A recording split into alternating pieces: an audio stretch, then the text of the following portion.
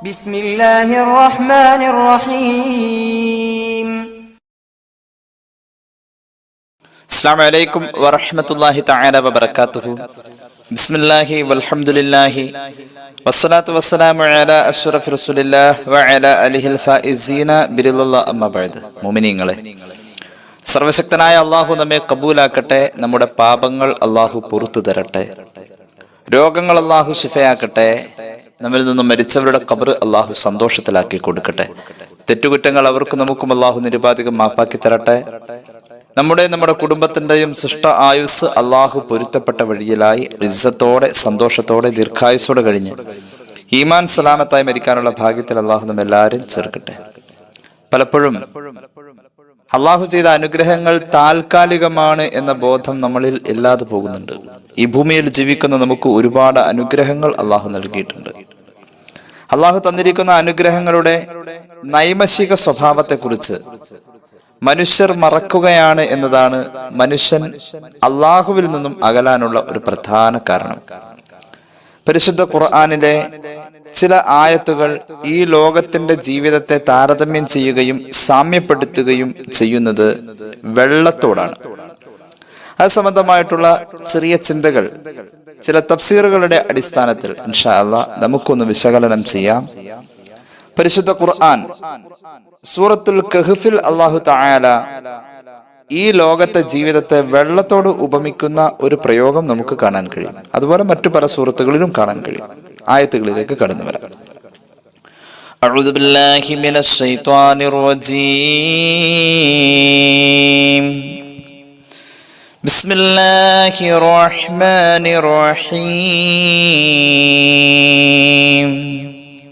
واضرب لهم مثل الحياة الدنيا كماء أنزلناه من السماء فاختلط به نبات الأرض فأصبح حشيما تذروه الرياح وكان الله على كل شيء مقتدرا المال والبنون زينة الحياة الدنيا والباقيات الصالحات خير عند ربك ثوابا وخير أملا. അൽ കഹ്ഫ് സൂറത്തിന്റെ 45-46 ആയത്തുകളാണിത്. അല്ലാഹു തആല പറയുന്നു, നിങ്ങൾക്ക് അല്ലാഹു ഉപമയായി കാണിച്ചു തരുന്ന ഈ ലോകത്തെ ജീവിതം ഏതുപോലെയാണെന്നറിയുമോ?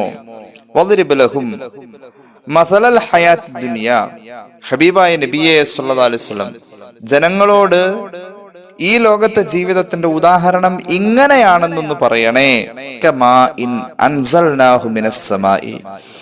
ആകാശത്തിൽ നിന്നും ഇറങ്ങി വന്ന മഴവെള്ളം പോലെ. എന്താ സംഭവിച്ചത്? ആകാശത്തിൽ നിന്നും മഴവെള്ളം ഇറങ്ങി വന്നിട്ട് ആ സംഭവിച്ചതൊക്കെ വളരെ താൽക്കാലികമായ ചില ശേഷിപ്പുകളായി പിന്നെ അങ്ങ് അസ്തമിച്ചു പോയി. അതാണ് ആകാശത്തിൽ നിന്ന് വന്ന ആ മഴവെള്ളം കൊണ്ട് ഇവിടെ ഉണ്ടായ കാര്യങ്ങളൊക്കെ വളരെ നൈമഷികമായ നേരം മാത്രം, കുറച്ചു നേരത്തേക്ക്, 1-2 ദിവസം മാക്സിമം. അത് കഴിഞ്ഞിട്ട് പിന്നെ അത് കാണാതെ പോവാ നമ്മുടെ കൺമുന്നിൽ. ആകാശത്തിൽ നിന്നും മഴവെള്ളം ഇറങ്ങി വന്നു. ആ വെള്ളത്തിൽ ഈ ഭൂമിയിൽ പല നിലക്കുള്ള ചെടികളും പുല്ലുകളും പുഷ്പങ്ങളും ഒക്കെ കിളിർത്തു വന്നു.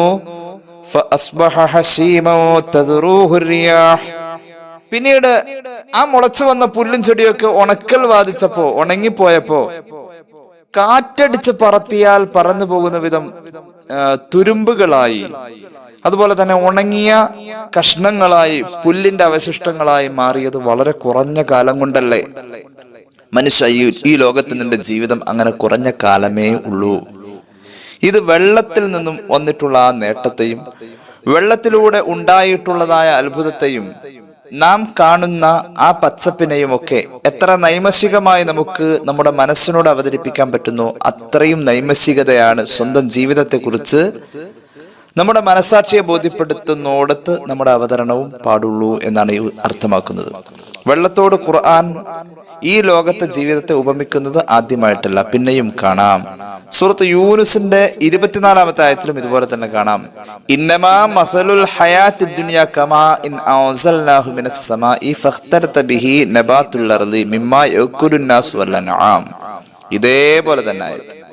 ഇവിടെയൊക്കെ വെള്ളത്തോട് സാദൃശ്യപ്പെടുത്തിയ ഈ ഭൂമിയിലെ ഈ ദുനിയാവിലെ ജീവിതത്തെ സാദൃശ്യപ്പെടുത്തിയ അല്ലാഹു റബ്ബുൽ ഇസ്സത്തിന്റെ ഈ വിചിത്ര മനോഹരമായ അവതരണത്തിന് അടിസ്ഥാനപരമായി 10 ഘടകങ്ങളെ മഹാന്മാരായ മുഫസ്സിരിങ്ങൾ ചേർക്കുന്നത് കാണാൻ കഴിയും. അതായത് വെള്ളത്തോട് സാദൃശ്യപ്പെടുത്തിയ ഈ ലോകത്തെ ജീവിതത്തെ 10 അടിസ്ഥാന ഘടകങ്ങളെ അടിസ്ഥാനപ്പെടുത്തിയത് കൊണ്ട് മാത്രമാണ് അല്ലാഹു തആല ഈ ഉപമ കൊണ്ടുവന്നത്. അതായത് വെള്ളവും ഈ ഭൂമിയിലെ ജീവിതവും തമ്മിൽ ചില താരതമ്യങ്ങൾ. തഫ്സീർ ഷഅറാവിയാണ് ഞാൻ ഇനി വായിക്കാൻ പോകുന്നത്. വദക്കറൽ ഉലമാ വൽ ഹുകമാഉ ഔജുഹ തശാബുഹിൽ മാഇ ബിൽ ഹയാത്തി ദുനിയ ബിമാ യലി. മഹാന്മാരായ അഹ്ലുൽ ഹിക്ം, അതുപോലെ തന്നെ അഹ്ലുൽ ഇൽം, മഹാന്മാരായ പണ്ഡിതന്മാർ അവർ പറയുന്നു, ഈ ഭൂമിയിലെ ജീവിതത്തെ വെള്ളത്തോട് ഉപമിക്കാൻ ഏകദേശം 10ഓളം വരുന്ന കാര്യങ്ങളുണ്ട്. ഒന്നാമത്തേത് അൽ മാഉ ലൈസ ലഹു ഖറാറുൻ വകദാലിക ദുനിയാ. ഭൂമിയിൽ വെള്ളം എന്നതിന് ഒരു സ്ഥിരമായ ഇടം ഇല്ല എന്ന പോലെയാണ് ഈ ഭൂമിയിൽ നമുക്ക് കിട്ടുന്ന സൗഭാഗ്യങ്ങളും. വെള്ളത്തിന് സ്ഥിരമായൊരു ഇടമില്ല, അത് ചെരിഞ്ഞു നിൽക്കുന്ന ഭാഗത്തേക്ക് ഒഴിഞ്ഞു പോകും, ഒഴുകിപ്പോകും എന്നുള്ളതാണ്. എന്ന പോലെയാണ് ഈ ഭൂമിയിലെ നമ്മുടെ സൗകര്യങ്ങൾ. അത് താൽക്കാലിക, അത് നമ്മുടെ അടുത്ത് തന്നെ സ്ഥിരപ്പെട്ടുകൊള്ളണമെന്നില്ല. വെള്ളം ഒഴുകിപ്പോകുന്ന പോലെ നമുക്ക് കിട്ടിയ അനുഗ്രഹങ്ങളും ഈ ദുനിയാവിന്റെ സൗഭാഗ്യങ്ങളും ഒഴിഞ്ഞു പോകാം, ഒഴുകിപ്പോവാം. ഒന്നാമത്തെ കാരണം അതാണ്. അല്ലെങ്കിൽ ഒന്നാമത്തെ സാമ്യം, വെള്ളവും ഈ ദുനിയാവും തമ്മിലുള്ള ഒന്നാമത്തെ സാമ്യം അതാണ്. രണ്ടാമത്തേത് അൽ മാഉ ഇൻ അംസക്തഹു തഗയ്യറ വനതന. വെള്ളം നമ്മൾ ഇങ്ങനെ സൂക്ഷിച്ചു വെച്ചു കഴിഞ്ഞാൽ അത് പകർച്ച ബാധിക്കും. അതിൻ്റെ അകത്ത് പായലുണ്ടായി, പൂപ്പലുണ്ടായി, വെള്ളം സ്വന്തം കേടാവും. കേടായാൽ ആ വെള്ളം പിന്നെ ദുർഗന്ധമായി മാറും. എന്ന പോലെയാണ് ദുനിയാവ്. അതിങ്ങനെ പിടിച്ചു വെച്ചു കഴിഞ്ഞാൽ ബലിയത്തുനതിങ്ങനെ നാശമായി കൊണ്ടിരിക്കും, നുരമ്പിപ്പോയിക്കൊണ്ടിരിക്കും. ദുനിയാവ് നമുക്ക് ഇടങ്ങേറുണ്ടാക്കും, അതിങ്ങനെ പിടിച്ചു വെക്കാൻ പറ്റില്ല. അതുകൊണ്ടാണ് നമുക്ക് കിട്ടുന്ന ദുനിയാവിന്റെ സൗഭാഗ്യം, അത് സമ്പത്താവട്ടെ എന്തോ ആവട്ടെ, പ്രത്യേകിച്ച് സമ്പത്ത്, അത് സക്കാത്തും സദഖയും ഒക്കെയായി ഇങ്ങനെ ചെയ്തുകൊണ്ടിരിക്കുമ്പോൾ ആ സമ്പത്ത് ഇങ്ങനെ ഫ്രഷ് ആയിക്കൊണ്ടിരിക്കുക. അള്ളാഹു തൗഫീഖ് നൽകട്ടെ. അപ്പൊ രണ്ടാമത്തെ കാര്യം അതാണ്. ഇനി മൂന്നാമത്തെ നോക്കിക്കോളൂ. അൽ മാഉ യഅതി ഖുതറതൻ വയദ്ഹബു ദഫഅതൻ വാഹിദ. വെള്ളം സാധാരണ വന്നു ചേരുന്നത് ഓരോ തുള്ളി, പല തുള്ളി പെരുവെള്ളമായി മാറാം. ഓരോ തുള്ളിയായി അല്പാൽപമായ വെള്ളം വന്നു ചേരാ. എന്നാൽ വെള്ളം വന്നു ചേരുന്ന പോലെയല്ല വെള്ളം ഒഴുകിപ്പോകുമ്പോൾ, ഇറങ്ങിപ്പോകുമ്പോഴുള്ള അവസ്ഥ. ഒറ്റയടിക്ക് അങ്ങ് പോവും വെള്ളം. ഒന്നിച്ചങ്ങ് തുറന്നാൽ അല്പാൽപമായിട്ടല്ല പോവാം, വന്നു ചേരുന്നത് അല്പാൽപ്പാണെങ്കിലും ഒഴുകിപ്പോകുന്നത് ഒരുമിച്ച. ഇതുപോലെയാണ് ദുനിയാവ്. അല്പാൽപമായി വരികയും ഒറ്റയടിക്ക് അങ്ങ് പോവുകയും ചെയ്യും. 200, 300, 400 ഒക്കെ വെച്ച് കൂട്ടി വെച്ച് ഉണ്ടായതാണ് 10,000 രൂപ. ഒറ്റയടിക്ക് അത് ചെലവായി പോയി. ഇതാണ് ദുനിയാവ്. ഇനി കേട്ടോളൂ. വെള്ളം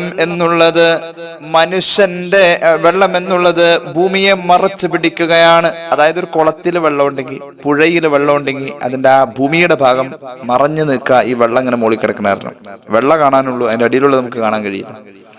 എന്ന പോലെ ദുനിയാവും പണവുമെല്ലാം മനുഷ്യന്റെ പോരായ്മകൾ എങ്ങനെ മറച്ചു വെക്കും. അത് ഒരു സാമ്യതയാണ്. ഇനി കേട്ടോളൂ. അൽ മാഉ തബഉഹുൻ നുഖ്സാൻ. വെള്ളം എന്നുള്ളത് ഉപയോഗിക്കും തോറും ഇല്ലാതെ വരുന്ന അവസ്ഥയാ കാണപ്പെടാ. ഇതുപോലെയാണ് ഭൂമിയിൽ നാം ഉപയോഗിക്കുന്ന നമ്മുടെ അനുഗ്രഹങ്ങൾ, പ്രത്യേകിച്ച് സമ്പത്ത്. അതിങ്ങനെ ഉപയോഗിക്കും തോറും ഇങ്ങനെ കുറഞ്ഞുകൊണ്ടിരിക്കും. ഇനി കേട്ടോളൂ. അൽ മാഉ യകൂനു ഫീ മൗളിഇൻ കസീറിൻ വഫീ മൗളിഇൻ ഖലീൽ. ഒരു ചെറിയ സ്പേസിൽ വെള്ളം ഉണ്ടാവാം, ഒരു വലിയ സ്പേസിലും വെള്ളമുണ്ടാവാം, ഒരു പുഴ നിറയെ വെള്ളമുണ്ടാവാം, ഒരു ഗ്ലാസ്സിലെടുത്താലും വെള്ളം നിലനിൽക്കും. അപ്പൊ കുറഞ്ഞ ഭാഗത്തും കൂടിയ ഭാഗത്തും വിശാലത വ്യത്യസ്തമായാലും വെള്ളം ഉൾക്കൊള്ളുന്നതിൽ വെള്ളത്തിന് ഒരല്പമാണെങ്കിലും എവിടെയെങ്കിലും വെള്ളം ഉൾക്കൊള്ളും, ഒരു വലിയ സ്പേസിലും വെള്ളം ഉൾക്കൊള്ളും. എന്ന പോലെ പണം, ദുനിയാവ്, സമ്പത്ത്. കുറഞ്ഞ ഇടത്ത് ഒരല്പം. ഒരു പാവപ്പെട്ടവന്റെ വീട്ടില് 1000 രൂപയായിരിക്കും അവന്റെ സമ്പാദ്യമായി മാറ്റിവെച്ച. ഒരു പണക്കാരന്റെ വീട്ടില് അവൻ സമ്പാദ്യമായി മാറ്റിവെച്ചത് ലക്ഷങ്ങളും കോടികളുമായിരിക്കും. അപ്പൊ കുറഞ്ഞ വെള്ളം കുറഞ്ഞ ഇടത്തിൽ ഉൾക്കൊള്ളുന്ന പോലെ, കൂടിയ വെള്ളം കൂടിയ ഇടത്തിൽ ഉൾക്കൊള്ളുന്ന പോലെ ദുനിയാവ് അങ്ങനെ. കുറഞ്ഞ ഇടത്തിൽ കുറഞ്ഞ രീതിയിൽ ദുനിയാവ് ഉണ്ടാവും, കൂടിയ ഇടത്തിൽ കൂടിയ രീതിയിൽ ദുനിയാവ് ഉണ്ടാവും. ഇനി കേട്ടോളൂ അടുത്ത സന്ദർശത. ലാ യഖ്ദിറു അഹദുൻ അൻ യറുദ്ദൽ മത്റ കദാലിക ലാ യഖ്ദിറു അഹദുൻ അൻ യറുദ്ദൽ റിസ്ഖ. ഭൂമിയിലേക്ക് ഇറങ്ങി വന്ന മഴവെള്ളത്തെ തിരിച്ച് അങ്ങോട്ട് അയക്കാൻ മനുഷ്യന് കഴിയില്ല. എങ്ങനെ കഴിയാ? ഒന്നോടത്തേക്ക് തിരിച്ചയക്കാൻ കഴിയില്ല. എന്ന പോലെയാണ് അള്ളാഹു ഇറക്കി തന്ന റിസ്ഖിനെ തിരിച്ചയക്കാൻ കഴിയൂല. ആര് തടഞ്ഞാലും എത്തേണ്ടത് വായിൽ എത്തിക്കാൻ അള്ളാഹുവിന് മാത്രമേ കഴിയൂ. അത് അള്ളാഹു വിചാരിച്ച പിന്നെ ആര് തടഞ്ഞിട്ടും കാര്യമില്ല. ഇനി കേട്ടോളൂ വെള്ളത്തിന്റെ അടുത്ത ഉപമ. അൽമാഉ ഖലീലുഹു റയ്യുൽ ലിൽ ഉത്ശാൻ വകസീറുഹു ദാഉൻ കദാലിക ദുനിയ. വെള്ളം എന്നത് ഒരൽപ്പമാണ് ഉള്ളത് എങ്കിൽ ദാഹം ശമിപ്പിക്കാൻ അത് ഉപയോഗിക്കാം. വെള്ളം ഉപയോഗിച്ചത് അധികമാണെങ്കിൽ അത് രോഗമായി മാറുകയും ചെയ്യും. ദാഹം ശമിക്കാൻ ഒരൽപ്പം വെള്ളം മതി, രോഗമായി മാറാൻ വെള്ളത്തിന്റെ അളവ് കൂടിയാലും മതി. എന്ന പോലെയാണ് ദുനിയാവ്. ദുനിയാവ് ഒരു അല്പം ഉണ്ടെങ്കിൽ നമ്മുടെ ദുനിയാവിന്റെ ദാഹമൊക്കെ അങ്ങ് മാറും. അത് അമിതമായാൽ നമുക്ക് രോഗങ്ങൾ പലതും വന്നുകൂടും. അള്ളാഹു കാത്തുരക്ഷിക്കട്ടെ. ഇനി കേട്ടോളൂ.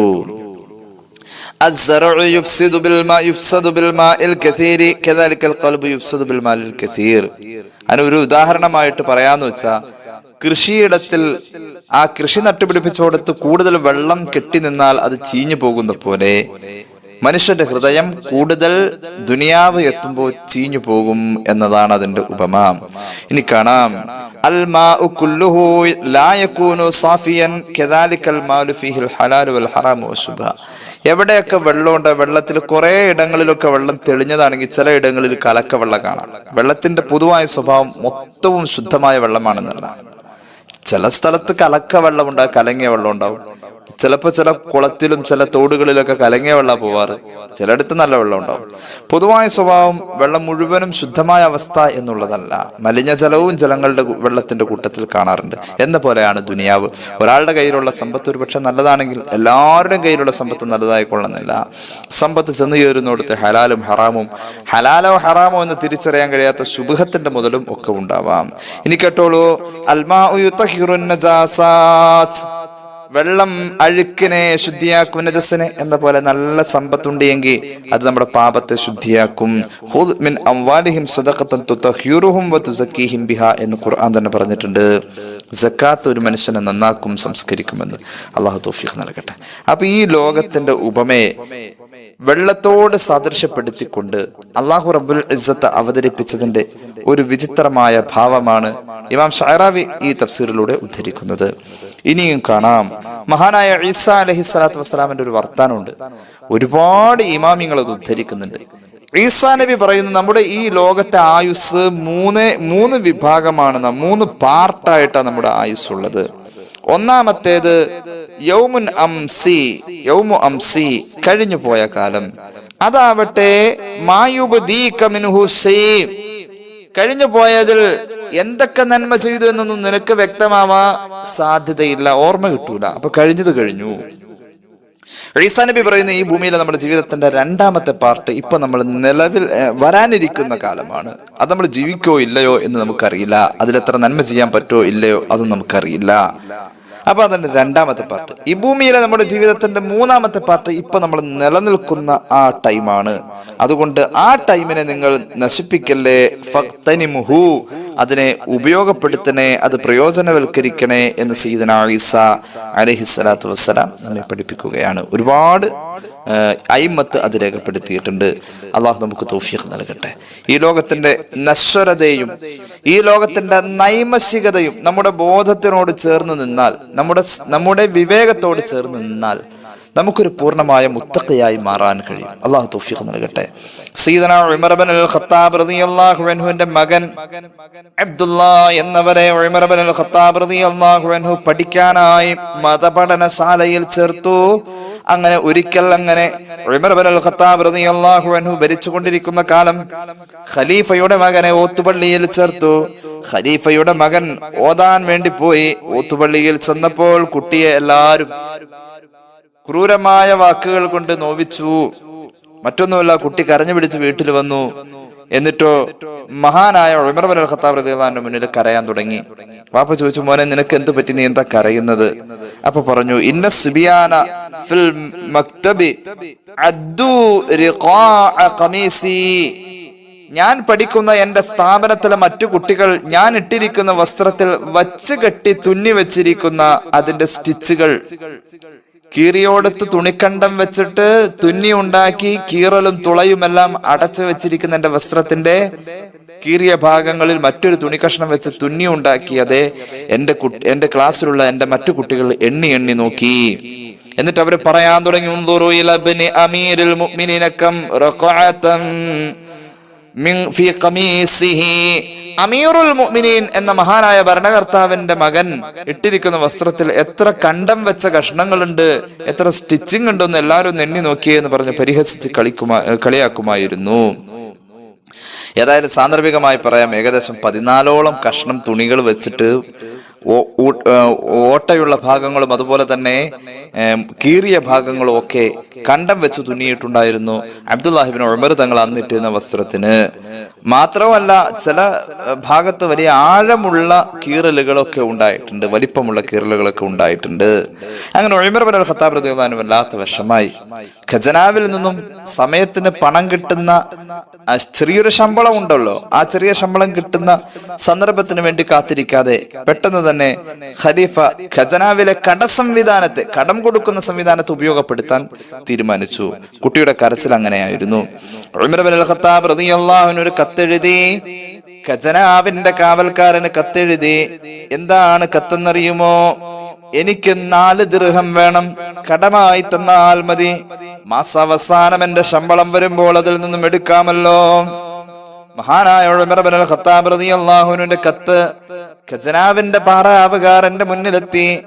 അയാൾ ഉമർ ഇബ്നുൽ ഖത്താബ് റളിയല്ലാഹു അൻഹുവിനെ തിരിച്ചൊരു കത്തെഴുതി, ഖലീഫ തങ്ങളെ, ഇങ്ങനെ ഒരു ചിന്താഗതി നിങ്ങൾക്ക് ഇല്ലല്ലോ, ഇപ്പൊ എന്തുകൊണ്ട് ഇങ്ങനെ ചിന്തിക്കുന്നു? നിങ്ങൾ പലപ്പോഴും ചിന്തിക്കുന്നത് മറന്നിട്ടാണോ? നിങ്ങൾ പലപ്പോഴും ചിന്തിക്കുന്നത് മറന്നിട്ടാണെങ്കിൽ ഞാൻ അത് ഓർമ്മപ്പെടുത്തി തരാം. ഇതാണ് ഞാൻ ഓർമ്മപ്പെടുത്താൻ ഉദ്ദേശിക്കുന്ന വരികളെന്ന് പറഞ്ഞ് ആ ഖജനാവിന്റെ കാവൽക്കാരൻ തിരിച്ചിങ്ങോട്ട് കത്തെഴുതി. എന്താണ് അങ്ങ് മറന്നുപോയി എന്ന് ഞാൻ വിശ്വസിക്കുന്നത്? ഈ മാസാവസാനം അങ്ങയുടെ ശമ്പളം കിട്ടുമ്പോൾ അങ്ങ് അതിലേക്ക് എടുത്ത് തിരിച്ചു വെക്കാമെന്ന് പറയുന്ന 4 ദിർഹമല്ലേ, അങ്ങ് ആ ശമ്പളം വാങ്ങാനുള്ള ഡേറ്റ് വരെ അങ്ങ് എങ്ങനെ ജീവിക്കും? അങ്ങ് ജീവിക്കുമെന്നതിന് എന്ത് ഉറപ്പാവുള്ളത്? അങ്ങനെ ഉറപ്പില്ലാത്തൊരു കാര്യത്തിന്റെ പേരിൽ അങ്ങ് എന്തിനാ കടം വാങ്ങുന്നത്? അങ്ങനെ കടത്തോടുകൂടെ എങ്ങാനും അങ്ങ് മരിച്ചു പോവേണ്ടി വന്നാൽ ആരാണ് ആ കടം ഏറ്റെടുക്കുക?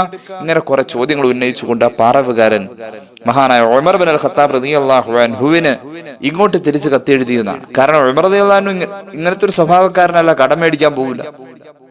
അപ്പൊ എങ്ങാനും മറന്നതാണോ എന്നറിയാൻ വേണ്ടിട്ട് സയ്യിദനാ ഉമർ ഇബ്നുൽ ഖത്താബ് റളിയല്ലാഹു അൻഹു പറഞ്ഞു, മകനെ വിളിച്ചുകൊണ്ട് പറഞ്ഞു, മോനെ, വാപ്പാക്ക് കഴിവില്ലടാ, കടം വാങ്ങാൻ ധൈര്യമില്ല, എപ്പ വേണമെങ്കിലും അവസാനിക്കാൻ സാധ്യതയുള്ള ജീവിതമാണ് ഈ ഭൂമിയിലെ ജീവിതം.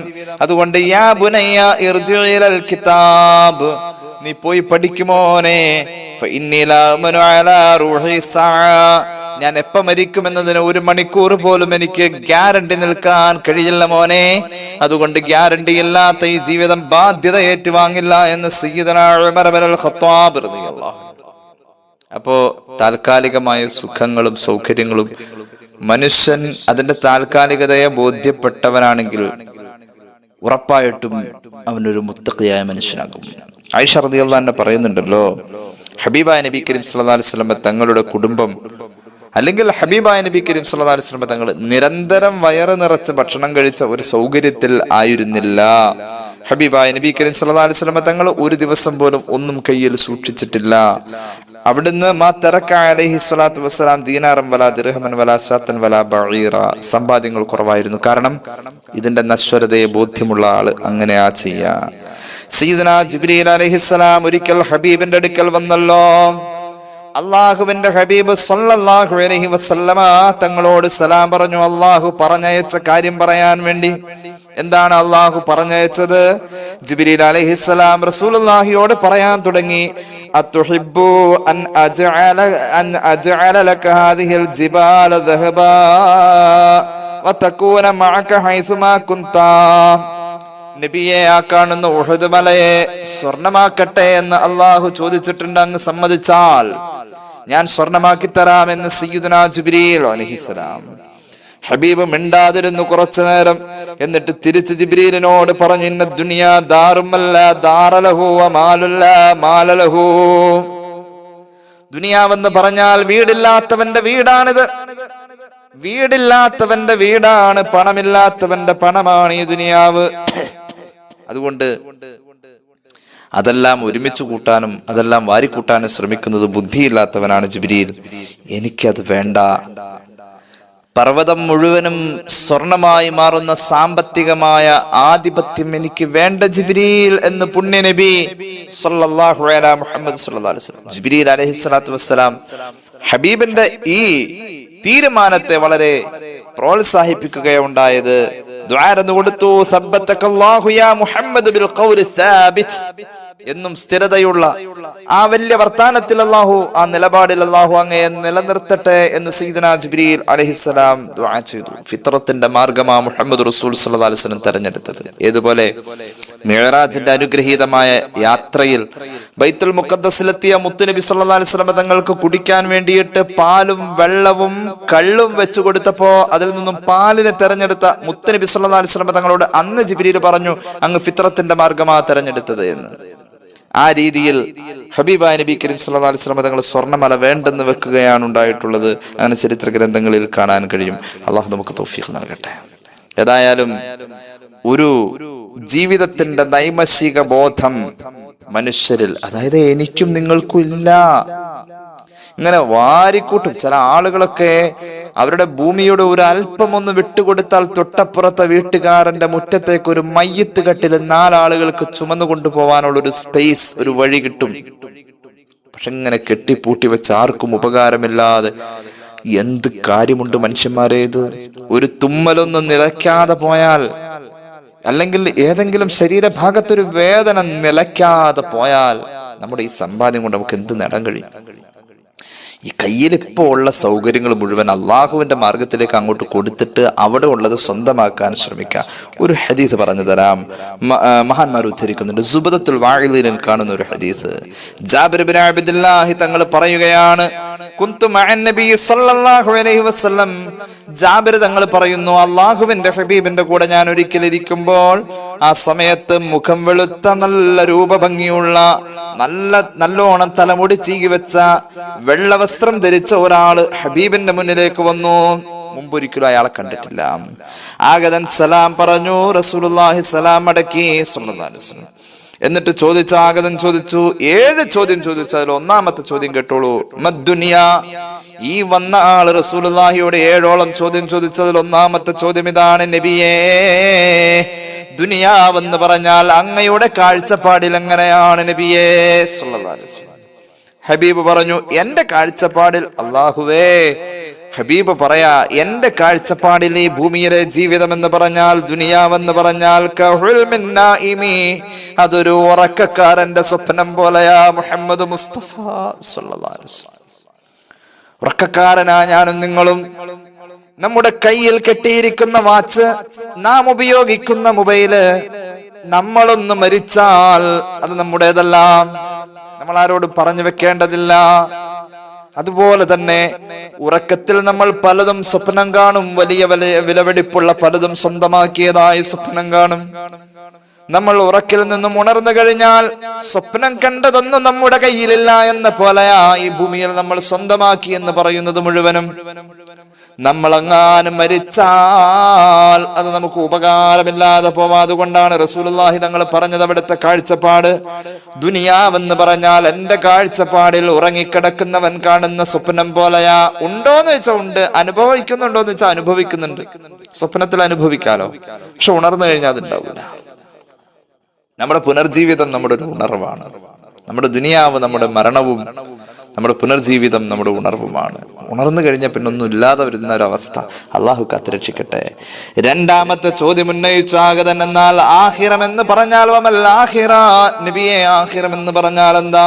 റസൂലുള്ളാഹി പറഞ്ഞു, ആഖിറം എന്ന് പറഞ്ഞാൽ ഒരു പ്രത്യേക സിസ്റ്റമാണ്. ഫരീഖും ഫിൽ ജന്ന വ ഫരീഖും ഫിസ് സഈർ. ഒരു വിഭാഗം സ്വർഗ്ഗത്തിലേക്ക് പോകണേ, ഒരു വിഭാഗം നരകത്തിലേക്ക് പോകണേ എന്ന് ആർക്കും ലംഘിക്കാൻ കഴിയാത്ത ഒരു പ്രഖ്യാപനം വരുന്ന ദിവസം ഏതോ അതാണ് ആഖിറമെന്ന് സയ്യിദുനാ റസൂലുള്ളാഹി അള്ളാഹു സ്വർഗത്തിലേക്ക് പോകുന്നവരിൽ നമ്മെ ചേർക്കട്ടെ. ആഗതന്റെ മൂന്നാമത്തെ ചോദ്യം, ഫമൽ ജന്ന യാ റസൂലല്ലാഹ്, സ്വർഗമെന്ന് പറഞ്ഞാൽ എന്താണ്? സ്വർഗമെന്താ? ഹബീബിന്റെ കാഴ്ചപ്പാട് പറയാണ്, ബദലുദ്ദുനിയാ ലിതാരികിഹാ. സ്വർഗമെന്ന് പറഞ്ഞാൽ ഈ ദുനിയാവിനെ ഉപേക്ഷിച്ചവന് പകരം കിട്ടുന്നത് എന്തോ അതാണ് സ്വർഗമെന്ന് സയ്യിദുനാ റസൂലുള്ളാഹി. ദുനിയാവ് വേണ്ടാന്ന് വെച്ച ആൾക്ക് പകരമായി കിട്ടുന്നു, അതാണ് സ്വർഗം. ദുനിയാവിന്റെ പകരമായിട്ട് കിട്ടുന്ന സാധനമാണ്. ഫൈന സമനൽ ജന്നത്തി തർക്കു ദുനിയാ, ദുനിയാവ് വേണ്ടാന്ന് വെക്കലാണ് സ്വർഗം കിട്ടാനുള്ള സ്വർഗത്തിന്റെ വില എന്ന് ഔകമാ ഖാല റസൂലുള്ളാഹി സ്വല്ലല്ലാഹു അലൈഹി വസല്ലം. നാലാമത്തെ ചോദ്യം ചോദിക്കുകയാണ്, ഫമാ ജഹന്നം, നബിയെ നരകമെന്ന് പറഞ്ഞാൽ അങ്ങയുടെ കാഴ്ചപ്പാട് എന്താ?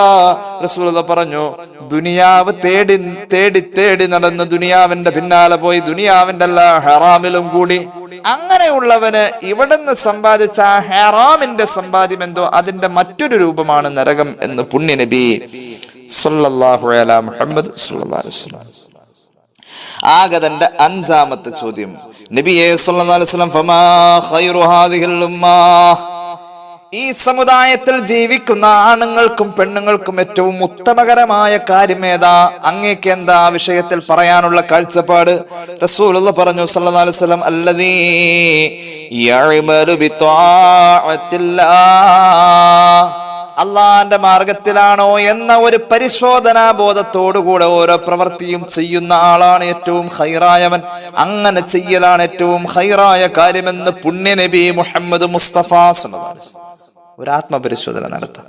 ഞാൻ ഈ ചെയ്യുന്ന കാര്യം കൊണ്ട് എനിക്ക് നാളത്തേക്ക് ഗുണമുണ്ടോ ഇല്ലയോ, അങ്ങനെ ഒന്ന് ചിന്തിച്ചിട്ട് അതങ്ങോട്ട് ചെയ്യാം. അങ്ങനെ ചെയ്യുന്നവനാണ് ഏറ്റവും നല്ലവൻ. അങ്ങനെ ചെയ്യലാണ് ഏറ്റവും നല്ല പ്രവൃത്തി. എല്ലാവർക്കും പറ്റിയ ഏറ്റവും നല്ല ഒരു ഉപദേശം അതാണെന്ന് പുണ്യ നബി സല്ലല്ലാഹു അലൈഹി വസല്ലം. ആറാമത്തെ ചോദ്യം ചോദിച്ചു, നബിയെ സല്ലല്ലാഹു അലൈഹി വസല്ലം, ഈ ദുനിയാവിൽ ജീവിക്കുന്ന ഒരു മനുഷ്യൻ എങ്ങനെയാണ് ഇവിടെ കഴിയേണ്ടത്? ഫകൈഫ യകൂനു റജുലു ഫീഹാ, ഹബീബായ നബി തങ്ങൾ പറഞ്ഞു സല്ലല്ലാഹു അലൈഹി വസല്ലം, ഒരു യാത്രക്കാരനെ പോലെ ആവലാണ് ഈ ദുനിയാവിൽ ജീവിക്കുന്ന ഒരു മനുഷ്യന്റെ കൺസെപ്റ്റ്. അത്രേ പാടുള്ളൂ, അവന്റെ ജീവിതം അത്രേ ഉള്ളൂ എന്ന് അവൻ കരുതിയിരിക്കണം എന്ന് പുണ്യ നബി സല്ലല്ലാഹു അലൈഹി വസല്ലം. ആഗതന്റെ ഏഴാമത്തെ ചോദ്യം, ഫകമ്മാ ബൈന ദുനിയാ വൽ ആഖിറ, നബിയെ ഈ ദുനിയാവിന്റെയും ആഖിറത്തിന്റെയും ഇടയിലുള്ള ആ സ്പേസ് എത്ര എന്ന് ചോദിച്ചപ്പോ, ദുനിയാവ് തുടങ്ങിയിട്ട് ആഖിറത്തിലേക്ക് എത്താൻ എത്ര നേരമാ നബിയെ ഉള്ളതെന്ന് ചോദിച്ചപ്പോൾ അള്ളാഹുവിന്റെ ഹബീബ് സല്ലല്ലാഹു അലൈഹി വസല്ലം ആഗതന് കൊടുത്ത മറുപടി, ഗമളത്തുൽ ഐൻ, കണ്ണ് ചിമ്മുന്ന നേരമേ ഉള്ളൂ. ദുനിയാവിന്ന് ആഖിറത്തിലേക്ക് എത്താൻ അത്രയും ടൈമേ ഉള്ളൂ. സാധ്യമായ കാര്യമല്ലേ? അല്ലെങ്കിൽ തന്നെ ആലോചിച്ച് ഒരാൾ ജനിച്ചു കഴിഞ്ഞാൽ ബാങ്ക് കൊടുക്കും, ഇക്കാമത്ത് കൊടുക്കും. ബാങ്ക് ഇക്കാമത്തും കൊടുത്ത ഉടനെ നിസ്കരിക്കല പരിപാടി. ബാങ്ക് ഇക്കാമത്തും കൊടുക്കാത്തൊരു നിസ്കാരം വരാനുണ്ട്. നമ്മുടെയൊക്കെ മയ്യത്ത് നിസ്കാരത്തിന് ബാങ്ക് ഇക്കാമത്തില്ല. അതിനുള്ള ബാങ്ക് ഇക്കാമത്തൊക്കെ കൊടുത്തു പോയിട്ടുണ്ട് എന്ന ഒരു സന്ദേശമാണ്. ജനിക്കുമ്പോൾ തന്നെ നമുക്ക് ബാങ്ക് ഇക്കാമത്തും കൊടുത്തു. ഇനി മരിക്കുമ്പോൾ നമ്മൾ ആഖിറത്തിലേക്കുള്ള യാത്രയായി, ദുനിയാവ് വിട്ട ആഖിറത്തിലേക്ക്. അതായത് ഒരു ബാങ്ക് കൊടുത്ത് ഇക്കാമത്ത് കൊടുത്ത് പിന്നെ നിസ്കരിക്കാൻ എത്ര നേരമുണ്ടോ അത്രേ ഉള്ളൂ ഈ ഭൂമിയിലെ ജീവിതം എന്നൊരു സന്ദേശം മയ്യത്ത് നിസ്കാരത്തിലും ജനിച്ച ഉടനെ ചെവിയിൽ കൊടുക്കുന്ന ബാങ്കിലും ഉണ്ടെന്ന് മനസ്സിലാക്കാം. ജാബിർ ഇബ്നു അബ്ദുല്ലാഹി റളിയല്ലാഹു അൻഹു പറയുന്നു, അങ്ങനെ വന്ന് ചോദിച്ച് 7ഓളം ചോദ്യങ്ങൾ ചോദിച്ച് ഉജ്ജ്വലമായ മറുപടി കേട്ട ആഗതൻ തിരിച്ചുപോയി. ഫലം നറഹു, പിന്നെ അയാളെ ഞങ്ങൾ കണ്ടില്ല. ഹബീബ് ഞങ്ങളോട് ചോദിച്ചു, ആരാണ് വന്നതെന്നറിയുമോ? ഞങ്ങൾ പറഞ്ഞു, ഇല്ല നബിയേ സല്ലല്ലാഹു അലൈഹി വസല്ലം, ഹാദാ ജിബ്രീൽ അലൈഹിസ്സലാം അതാകും ലിയുസഹിദകും ഫിദ്ദുനിയാ വയുറഗിബകും ഫിൽ ആഖിറ. ദുനിയാവിനോടുള്ള ആർത്തി ഒഴിവാക്കി ആഖിറത്തെ സ്നേഹിക്കുന്ന ഒരു സ്വഭാവത്തിലേക്ക് നിങ്ങൾ എത്താൻ വേണ്ടിയിട്ടാണ് നിങ്ങൾക്ക് മുന്നിലിരുന്നു കൊണ്ട് അത്തരം ചോദ്യങ്ങൾ ജിബ്രീൽ ചോദിച്ചത്. വന്നത് ജിബ്രീലാണെന്ന് പുണ്യ നബി സല്ലല്ലാഹു അലൈഹി മുഹമ്മദ് സല്ലല്ലാഹു അലൈഹി വസല്ലം സുബദത്തുൽ വാഇദീൻ ഇത് രേഖപ്പെടുത്തിയതായി നമുക്ക് കാണാൻ കഴിയും. മറ്റു പല ചരിത്ര ഗ്രന്ഥങ്ങളിലും ഇത് കാണാൻ കഴിയും. അള്ളാഹു നമുക്ക് തൗഫീഖ് നൽകട്ടെ. ഒറ്റ കാര്യം കൂടി പറഞ്ഞിട്ട് ഞാൻ അവസാനിപ്പിക്കാം. ഹബീബായ നബി കരീം സല്ലല്ലാഹു അലൈഹി വസല്ലം തങ്ങൾ പഠിപ്പിക്കുന്നു, നമ്മൾ ആഖിറം നഷ്ടപ്പെട്ടു പോകാനുള്ള ആളുകളാണോ, നമുക്ക് നാളത്തേക്ക് ഒന്നുമില്ല എന്നൊരവസ്ഥയാണോ? നമുക്ക് ഇവിടെ നിന്ന് തന്നെ ബോധ്യപ്പെടും. എത്ര ഇബാദത്ത് ചെയ്താലും നമ്മുടെ പരലോകം നഷ്ടമാണോ അല്ലയോ എന്ന് നമുക്ക് ഇവിടെ നിന്ന് തന്നെ അതിന്റെ അടയാളങ്ങൾ ബോധ്യപ്പെടും. ഹബീബായ മുഹമ്മദ് മുസ്തഫ സല്ലല്ലാഹു അലൈഹി വസല്ലം പഠിപ്പിച്ചിട്ടുണ്ട്. പരാജയപ്പെട്ടു പോകുന്നവന് 4 അടയാളങ്ങൾ കാണാൻ കഴിയും. ഒന്നാമത്തേത് ജുമൂദുൽ ഐൻ, കരയാൻ പറ്റാത്ത കണ്ണ്, ഒരു സങ്കടവും മനസ്സിലേശുന്നില്ല. ഒന്ന് ദുആരക്കുമ്പോൾ പോലും പൊട്ടിക്കരയാൻ പറ്റാത്ത കണ്ണാണ് നമ്മുടേത് എങ്കിൽ അല്ലാഹു കാത്തുരക്ഷിക്കട്ടെ. ദുആരക്കുമ്പോൾ നിങ്ങൾ കരയാൻ ശ്രമിക്കണമെന്ന് പരിശുദ്ധ റസൂൽ സ്വല്ലല്ലാഹു അലൈഹി വസല്ലം. ആഖിറത്തിന് വേണ്ടിയിട്ട് ഒരു തുള്ളി കണ്ണീര് നമുക്ക് വന്നിട്ടുണ്ടെങ്കിൽ, അല്ലെങ്കിൽ ഒരു വിഷമം വന്നപ്പോ ആ വിഷമത്തിൽ നിന്നുകൊണ്ട് എന്തായാലും കരയാതെ അള്ളാഹുലേക്ക് അങ്ങോട്ട് ചേർക്കണം. പടച്ചോനെ അൽഹംദുലില്ലാഹ്, എനിക്ക് ഇന്ന കാര്യങ്ങളൊക്കെ നീ തന്നല്ലോ അല്ലാ, അള്ളാഹു അത് പോയല്ലോ അല്ലാ, നീ തന്നു, നീ കൊണ്ടുപോയി എന്നൊക്കെ പറയുമ്പോൾ അത് ഉഖറവിയായ ചിന്തയിലേക്ക് വരാം. ഏതായാലും നമ്മൾ കരഞ്ഞുകൊണ്ടിരിക്കുക. ആ കരച്ചിലിനെ ആഖിറത്തിലേക്ക് ചേർക്കുക, അങ്ങനെയുള്ള കാര്യങ്ങളിലേക്ക് കണ്ട് ചേർക്കുക. അള്ളാഹു തൗഫീഖ് നൽകട്ടെ. ഉണങ്ങിപ്പോയ കണ്ണുള്ള ആൾക്ക് നാളത്തെ വിജയം ഇല്ല എന്ന് പുണ്യ നബി സ്വല്ലല്ലാഹു അലൈഹി വസല്ലം. ഉണങ്ങിപ്പോയ കണ്ണെന്ന് പറഞ്ഞാൽ കണ്ണീര് വരില്ലാത്ത കണ്ണ്. രണ്ടാമത്തെ അടയാളം ഖസ്വത്തുൽ ഖൽബി, ഹൃദയത്തിന് കാഠിന്യത. ഹൃദയത്തിന് കാഠിന്യമായ സ്വഭാവം, ഹൃദയത്തിനൊരു അലിവും വരുന്നില്ല, ഹൃദയത്തിലേക്ക് ഈമാനില്ല. അങ്ങനെയുള്ള ആളുകൾക്ക് പരാജയത്തിന്റെ അടയാളം അത് തന്നെയാണെന്ന് പുണ്യ നബി സ്വല്ലല്ലാഹു അലൈഹി വസല്ലം. മൂന്നാമത്തേത് വത്തൂലുൽ അമലി. എപ്പോഴും ആഗ്രഹങ്ങൾ മാത്രമേ ഉള്ളൂ. അത് വേണം, ഇത് വേണം, അങ്ങനെ ഇങ്ങനെ എന്നുള്ള ആഗ്രഹങ്ങൾ, ദുനിയവിയായ ആഗ്രഹങ്ങൾ വല്ലാതെ ഉണ്ട്. ആ മനുഷ്യൻ സൂക്ഷിച്ചോളണം, അവന്റെ ആഖിറം പരാജയമാണ്. നാലാമത്തേത് ഹുബ്ബുദ് ദുനിയ, ഈ ദുനിയാവിനോട് ഭയങ്കര സ്നേഹ, ഇവിടുത്തെ സൗകര്യങ്ങളോട് സ്നേഹ, ഒന്നും അഡ്ജസ്റ്റ് ചെയ്യാൻ താല്പര്യമില്ല.